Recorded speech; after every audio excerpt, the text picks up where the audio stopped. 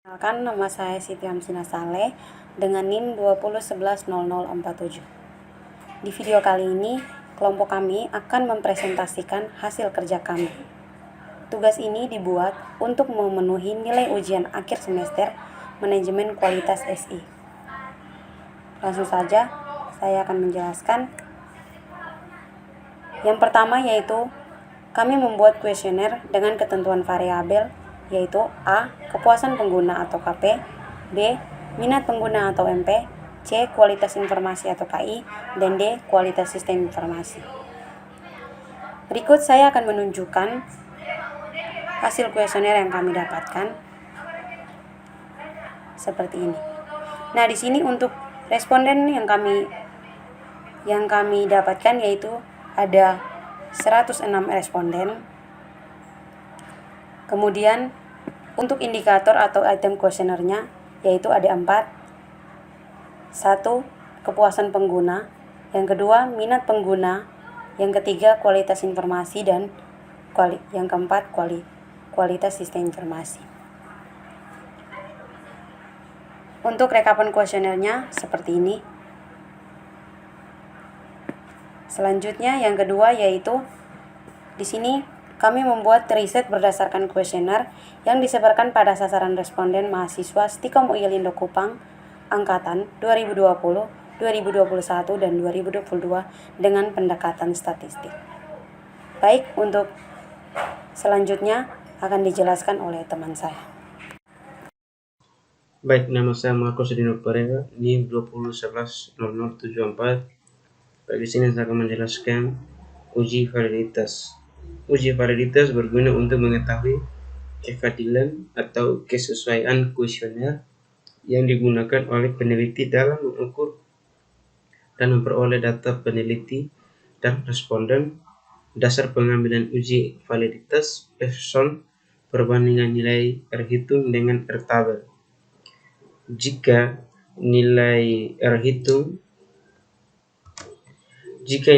hitung lebih besar dari R tabel, sama dengan valid.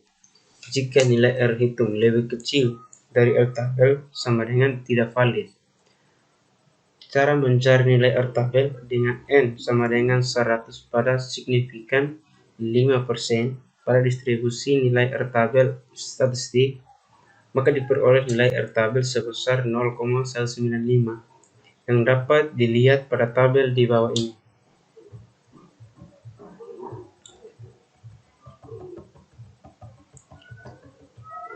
Sini bagian dari tabel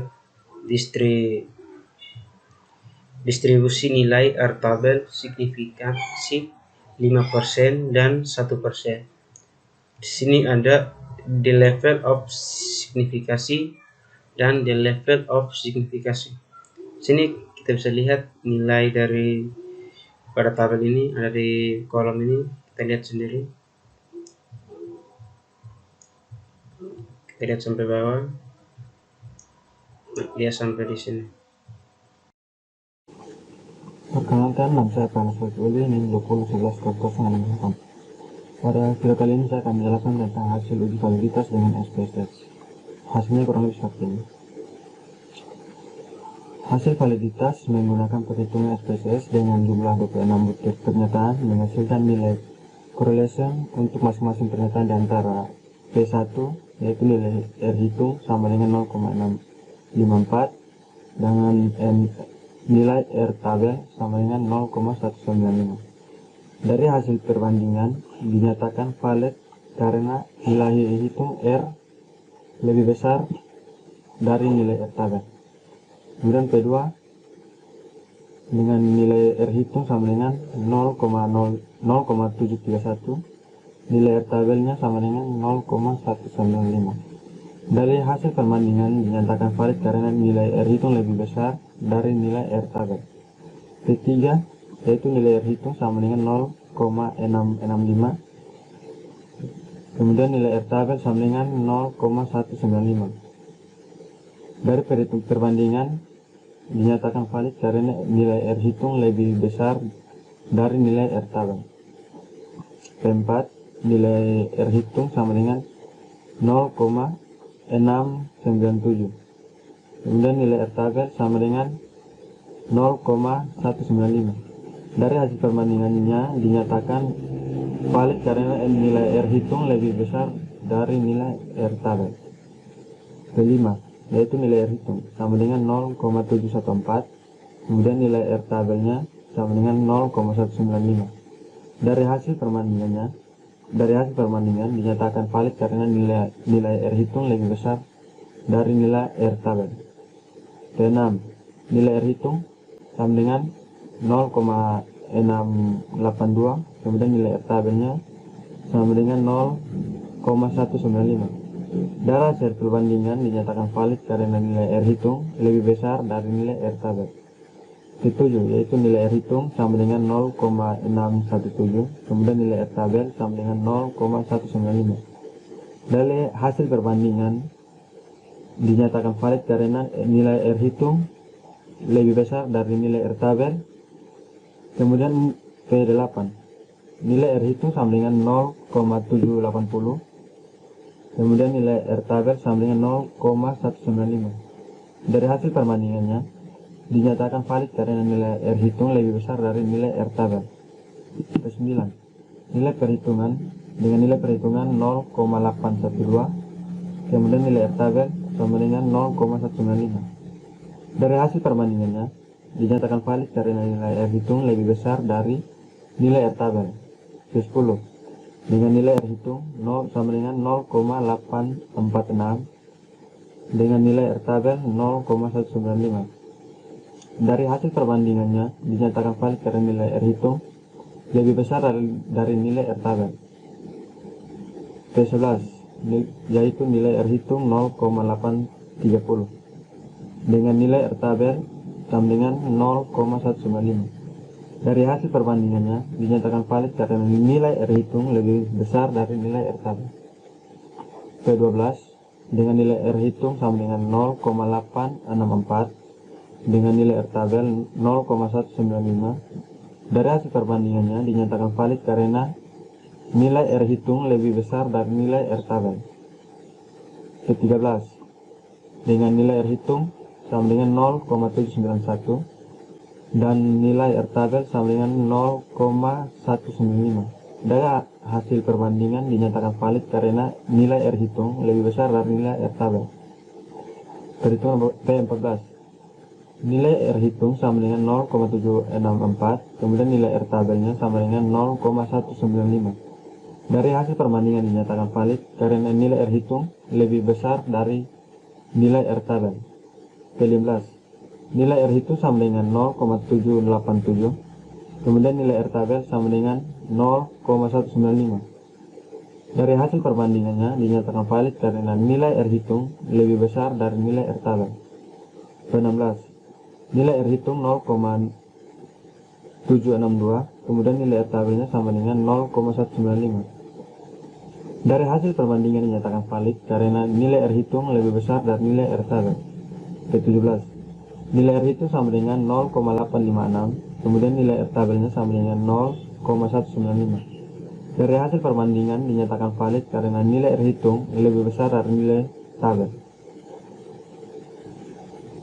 Ke-18, nilai R hitung sama dengan 0,797, kemudian nilai R tabel sama dengan 0,195. Dari hasil perbandingannya dinyatakan valid karena nilai R hitung lebih besar dari nilai R tabel. Ke-19, nilai R hitung sama dengan 0,802, kemudian nilai R tabelnya sama dengan 0,195. Dari hasil perbandingannya dinyatakan valid karena nilai R hitung lebih besar dari nilai R tabel. Ke-20, nilai R hitung sama dengan 0,813, kemudian nilai R tabelnya sama dengan 0,195.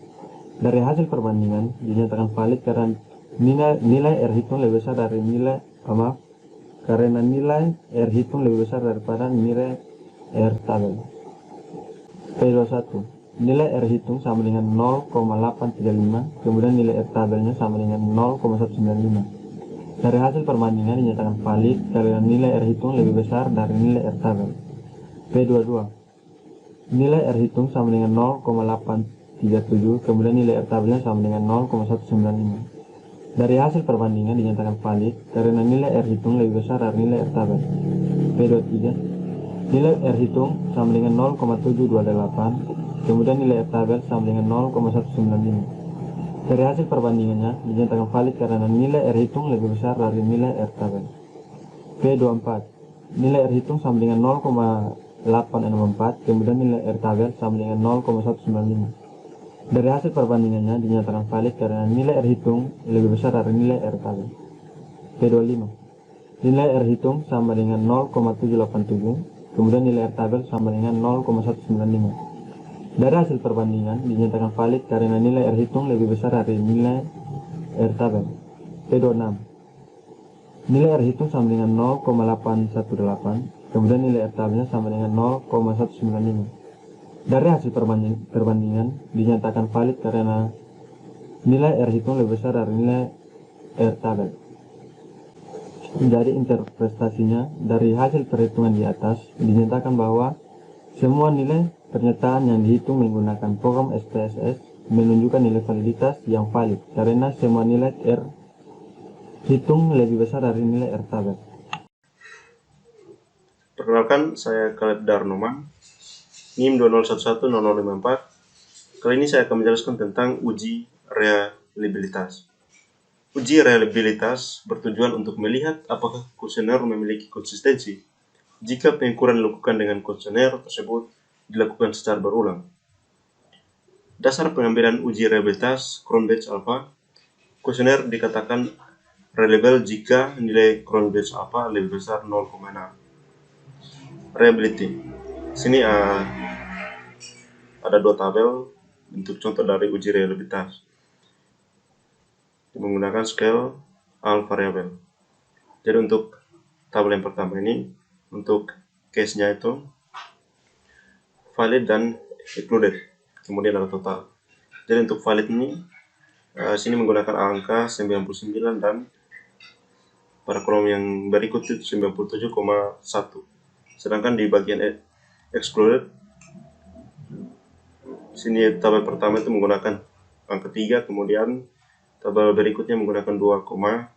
Maka total dari valid dan excluded pada kolom pertama itu totalnya itu 102. Kemudian total yang kedua dari valid dan excluded itu adalah 97,1 dan 2,9. Itu totalnya itu 100,0. Kemudian di contoh tabel yang kedua itu reliability statistik. Sini Cronbach alpha dan end of item. Pada Cronbach alpha ini menggunakan 973, sedangkan pada end of item menggunakan 26, angka 26. Jadi ini adalah bentuk tabel dari uji reliabilitas. Kemudian interpretasinya dari luar perhitungan nilai reliability, statistik memperoleh nilai Cronbach alpha adalah 0,973. Yang menentukan hasil tersebut lebih besar dari 0,6, maka menyatakan bahwa dari hasil 26 butir pertanyaan dikatakan reliable. Perkenalkan, nama saya Virginia Elizabeth Rosita Natalia Lerek dengan NIM 2011015. Di sini saya akan menjelaskan tentang uji hipotesis, di mana hipotesis merupakan jawaban sementara atas pertanyaan penelitian. Untuk penilaiannya, hipotesis penelitian terdiri dari dua penilaian, yaitu yang pertama hipotesis alternatif atau HA, yang dimana terdapat pengaruh yang signifikan dari penggunaan sistem informasi Siamir. Kemudian yang kedua adalah hipotesis nihil atau H0, di mana tidak terdapat pengaruh yang signifikan dari penggunaan sistem informasi Siamir. Untuk dasar pengambilan keputusannya, di sini kami menggunakan uji T, di mana jika nilai signifikan lebih kecil dari 0,05 atau T hitung lebih besar T tabel, maka terdapat pengaruh variabel X terhadap variabel Y. Kemudian untuk penilaian yang kedua, jika nilai signifikan lebih besar dari 0,05 atau T hitung lebih kecil dari T tabel, maka tidak terdapat pengaruh variabel X terhadap variabel Y. Untuk uji T sendiri menggunakan rumus T tabel sama dengan T, A dibagi 2, kemudian dibagi N dikurang K dan dikurangi 1, di mana A merupakan nilai alfa, kemudian E adalah jumlah responden, dan K adalah jumlah variabel. Dengan hitungan T 0,05, di mana 0,05 adalah nilai alfa, dibagi 2, kemudian untuk jumlah respondennya 100, dikurang dengan jumlah variabelnya 4, kemudian dikurang 1, dan memperoleh nilai 1,985. Untuk tabel perhitungan menggunakan SPSS, di sini untuk variabel X1 terhadap Y, nilai signifikannya 0,308. Untuk nilainya lebih besar dari 0,05, maka tidak terdapat pengaruh variabel X terhadap variabel Y. Kemudian nilai T hitung lebih kecil dari T tabel, di mana 1,025 lebih kecil dari 1,984, maka tidak terdapat pengaruh variabel X terhadap variabel Y. Maka kesimpulannya HA tidak diterima, sedangkan H0 diterima. Kemudian untuk variabel X2 terhadap Y, nilai signifikannya 0,959 lebih besar dari 0,05, maka tidak terdapat pengaruh variabel X terhadap variabel Y. Kemudian untuk nilai T hitung lebih kecil dari T tabel, di mana min 0,051 lebih kecil dari 1,984, maka tidak terdapat pengaruh variabel X terhadap variabel Y. Maka kesimpulan yang kami peroleh adalah HA tidak diterima, sedangkan H0 diterima. Kemudian untuk variabel X3 terhadap Y, nilai signifikannya 0,000 lebih kecil dari 0,05, maka terdapat pengaruh variabel X terhadap variabel Y. Kemudian untuk nilai T hitung lebih kecil dari T tabel, di mana 11,184 lebih besar dari 1,984, maka terdapat pengaruh variabel X terhadap variabel Y. Maka kesimpulan yang kami peroleh adalah HA diterima, sedangkan H0 tidak diterima. Perkenalkan, nama saya Nana Gersena Kusinamuti, NIM 21110117. Di sini saya akan melanjutkan presentasi uji hipotesis pada bagian yang uji F. Jika nilai SIK lebih kecil 0,05 atau F hitung lebih besar F tabel, maka terdapat pengaruh variabel X secara simultan terhadap variabel Y. Jika nilai SIK lebih besar 0,05 atau F hitung lebih kecil F tabel, maka tidak terdapat pengaruh variabel X secara simultan terhadap variabel Y. Berikut adalah tabel ANOVA-nya. Bisa dilihat regressionnya di sum squares 1821,840, residualnya 496,270, total 2318,110.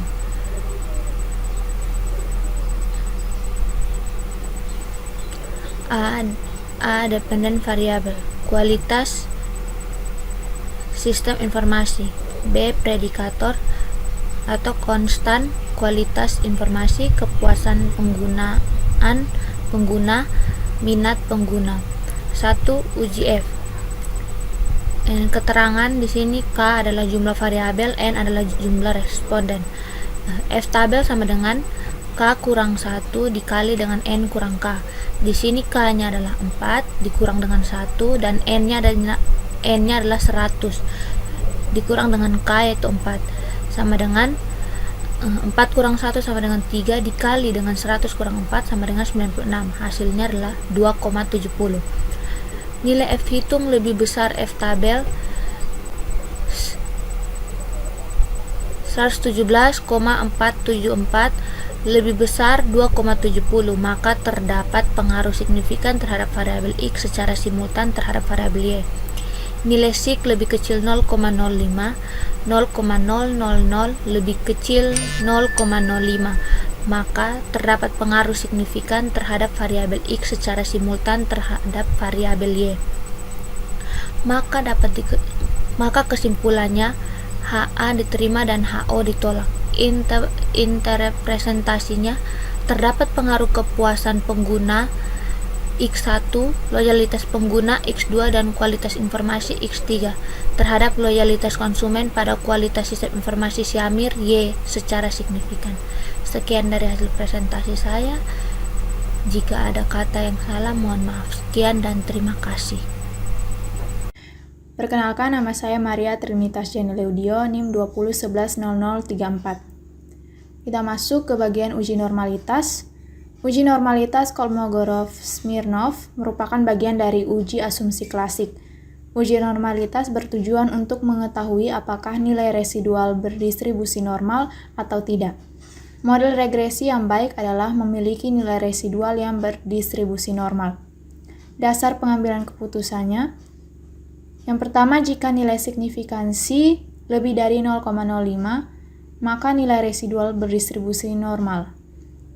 Jika nilai signifikansi kurang dari 0,05, maka nilai residual tidak berdistribusi normal. Nilai 0,000 kurang dari 0,05, maka nilai residual tidak berdistribusi normal. Berikut contoh sampel Kolmogorov-Smirnov test.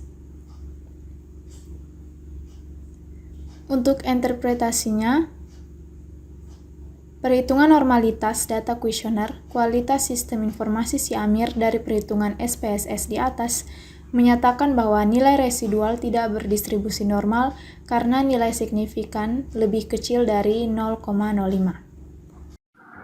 Nama saya Juliana Karitas Tefermasa Tamjid, NIM 20110032. Sekarang kita masuk di uji heterokedastisitas. Heterokedastisitas merupakan salah satu faktor yang menyebabkan model regresi linear sederhana tidak efisien dan akurat. Juga mengakibatkan penggunaan metode kemungkinan maksimum dalam mengestimasi parameter atau koefisien regresi akan terganggu. Untuk dasar pengambilan keputusan, di sini kita lihat dari nilai signifikannya. Jika nilai signifikan lebih besar dari 0,05, maka tidak akan terjadi heterokedastisitas. Tetapi jika nilai signifikannya itu kurang dari 0,05, maka akan terjadi heterokedastisitas. Oke, di sini kita bisa lihat di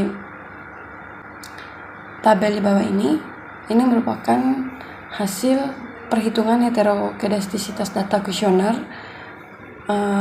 kualitas sistem informasi SIAMIR.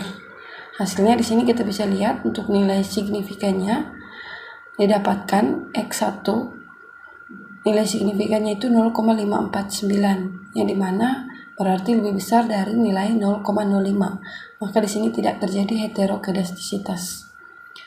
Kita lihat lagi di nilai X2-nya yaitu 0,057, sama lebih besar dari nilai 0,05. Berarti tidak terjadi heterokedastisitas juga di X2. Dan yang terakhir X3 nilainya itu 0,325, lebih besar dari 0,05. Maka untuk X3 juga tidak terjadi heterokedastisitas. Nah, untuk interpretasinya bisa dilihat dari perhitungan heterokedastisitas data kuesioner kualitas sistem informasi SIAMIR dari perhitungan SPSS di atas menyatakan bahwa nilai heterokedastisitas tidak terjadi karena heterokedastisitas dari ketiga variabel lebih besar dari 0,05. Perkenalkan, nama saya Rini Restina Belsalen, NIM 20110069. Uji multikolinaritas. Jika VIF atau Variance Involution Vector, baik di sini adalah tabel koefisiennya. Sini model, kemudian di sini ada understasi koefisien, kemudian di sini standar seed koefisien beta, kemudian di sini ada T, di sini SIG, kemudian di sini Collinear Statistics Tolerance, kemudian di sini VIF. Dan yang pertama di sini ada konstan. Sini Einstein B-nya 881, kemudian koefisien STD error-nya 1.895. Kemudian di standar koefisien betanya ini 0, kemudian T 465, SIG 643, kemudian collectorance-nya ini kosong, kemudian statistik VIF-nya juga kosong. Di sini kepuasan pengguna 143, koefisien stand error-nya 139, standard seed koefisien beta 072, T 1.025, SIG 308, collection tolerance 447, statistik VIF 2.236. Selanjutnya minat pengguna di sini standard seed B-nya 008, koefisien STD error-nya 153, standard seed koefisien beta 004, T 051, SIG 959, collection tolerance-nya 415, statistik VIF 2.410.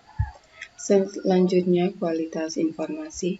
Di sini standard set B-nya 718, koefisien STD error 064, standard seed koefisien beta 837, T 11.184, SIG-nya 000,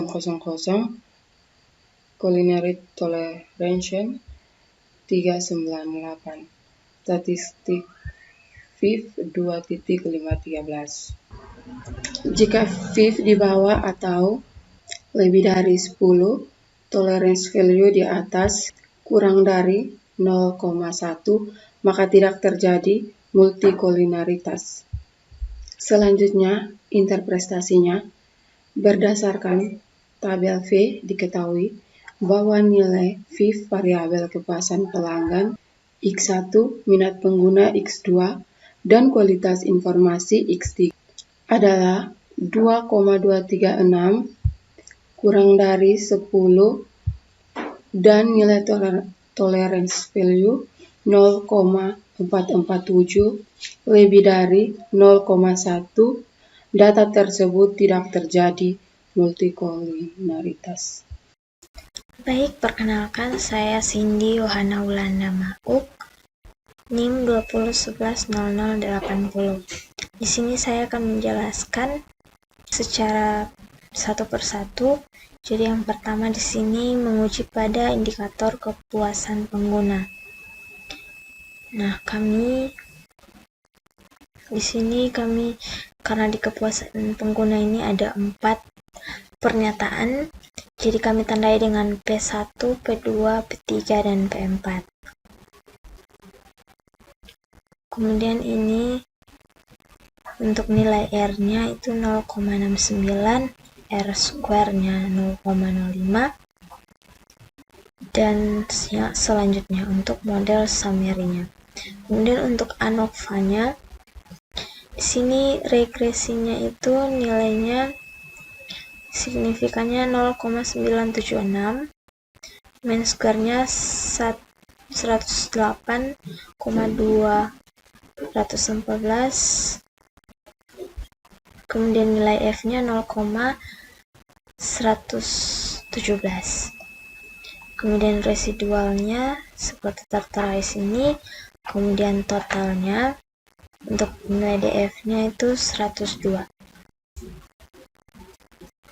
Nah, koefisiennya di sini secara masing-masing untuk pernyataan 1, 2, 3, dan 4 ini nilai signifikannya, yaitu untuk pernyataan yang pertama itu 0,6, 0,604, pernyataan kedua 0,642, yang ketiga 0,894, dan yang keempat 0,695.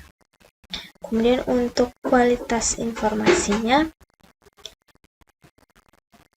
untuk di sini model untuk nilai R-nya itu 0,299, R square-nya 0,089, kemudian ANOVA-nya nilai signifikannya itu 0,536, Kemudian koefisiennya di sini ada sebanyak 10 pernyataan. Untuk nilai signifikannya dapat dilihat di layar seperti ini.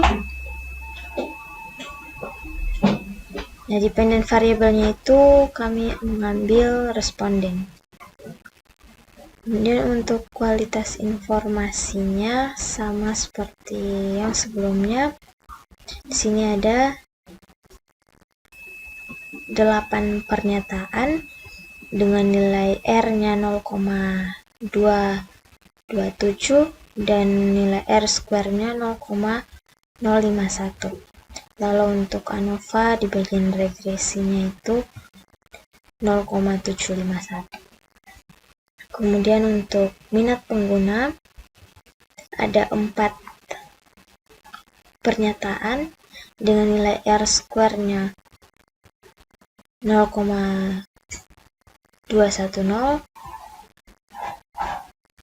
Untuk nilai R-nya 0,210 dan R square-nya itu 0,044.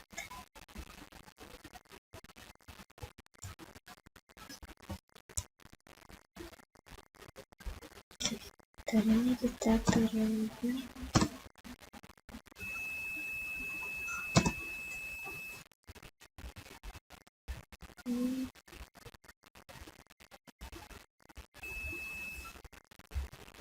Oke, lanjut. Untuk minat penggunanya ada 4 pernyataan juga. Ini koefisiennya.